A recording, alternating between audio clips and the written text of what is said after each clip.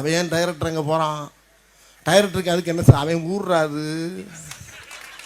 அவன் ஊருக்குள்ளே அந்த பள்ளம் எங்கே இருக்குது, இந்த மேடு எங்கே இருக்குது, அது இது எங்கே இருக்குது, அது எங்கே இருக்குது, அவனுக்கு தானே தெரியும்.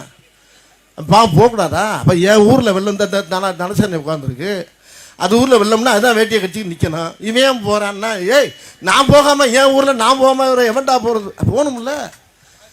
ஏன் எங்கே கிடந்து கத்துறான், எந்த குளிக்கில் கிடக்கிறான்னு அவனுக்கு தான் தெரியும். அதில் இன்னொரு வார்த்தை சொல்கிறான், உதயநிதி எதுக்கு அனுப்பி வைக்கிறாரு? ஏன் உதயநிதி யாராரு? போகணும்ல. போய் மக்களாக நான் இருக்கேன், உங்களோட சேர்ந்து வாழ்கிறேன், உங்கள் கூட இருக்கேன்றது அவர் மக்களோட சேர்ந்து இணைஞ்சு வேலை செய்யணும்ல. இருக்கிற அமைச்சர்லேருந்து இருக்கிற எம்எல்ஏலேருந்து எல்லாரும் போய் அங்கே போய் பூரா அதாவது தண்ணியில் அந்த கீதா ஜீவமெல்லாம் இறங்கி நடந்து போகிற காட்சியெல்லாம் பார்த்தா எல்லாம் இறங்கி அப்படியே அந்தளவுக்கு மேலே உத்தரவு போட்டு அளவுக்காக பண்ணிக்கிட்டு இருக்காங்க. நான் இது அரசியல்லாம் பேசலை, விரும்புகிறேன். நான் இது அரசியல் கிடையாது. நான் சொல்கிறது எல்லாருக்குமே பங்கு இருக்குது. ஒரு அணில் கொண்டு போய் ஒரு மரத்துலேருந்து இந்த வெள்ளத்தில் ஒரு கொய்யாப்பழத்தை போட்டால் கூட அணிலே எங்கேருந்து வந்து ஒரே ஒரு கொய்யாப்பழத்தை போட்டு ஏன்னா அணில் கும்பிடணும். ஒரு அணிலாக இருந்தாலும் எலியாக இருந்தாலும் அது போய் அங்கே போய் அப்போ ஒரு சின்ன ஒரு கனியை தூக்கி போட்டால் கூட அது புண்ணியம் தானையா? எதுக்கு அவன் அங்கே? அவனுக்கு என்ன வேலை அங்கே? அவன் அங்கே போகிறான்னா அவன் யார்? எங்கே இருந்தது? அமெரிக்காவில் வந்திருக்கான் மாரி செல்வராஜ். தப்பாக பேசுகிறாங்க. நானும் அடைக்கடைக்கு பார்க்குறேன், முடியல எனக்கு. நான் யாரையுமே இப்போ நான் தனிப்பட்ட முறையில் சொல்லலைங்க. உதயநிதியெல்லாம் என்னையா தெரியுங்கிறான். உதயநிதி என்ன தெரியும்?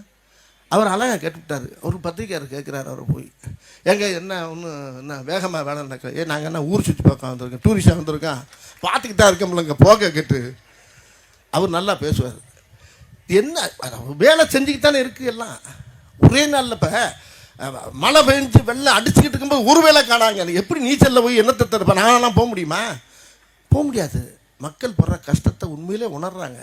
கவர்மெண்ட்டில் மரத்தை இங்கே நட விடுறாங்க அவங்க.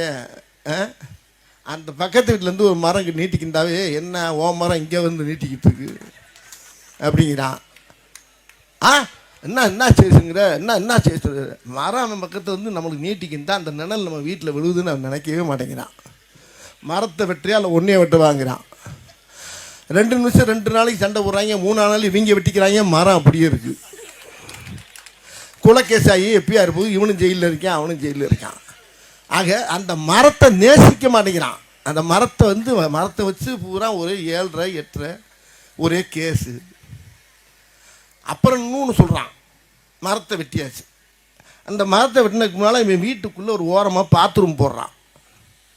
நீட்டிக்கு இந்த மருந்தை வெட்டிட்டான், பாத்ரூம் போடுறான். உன் வேறு உள்ளே வருது அப்படிங்கிறான்.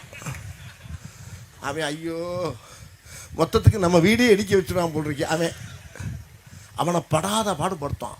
இந்த மாதிரிலாம் மண்டைக்காரங்கெல்லாம் நிறையா இருக்காங்க நாட்டில். அவங்க படுத்துகிற பாடலாம் நீங்கள் பார்க்கல. நீ ரூல்ஸ் பேசுவான். சட்டமே அவனுக்கு தெரியாது, சட்டமும் தெரியாது, விட்டமும் தெரியாது. ஆனால் அவன் பேசுகிற பேச்சை பார்த்தீங்கன்னா, மரம் என்ன வயிற்றுக்கு இங்கே வந்து நீட்டிக்கிட்டு இருக்குது. மரம்டா. அந்த மரத்தை பற்றி அவர் சொன்னார் பாருங்களேன்.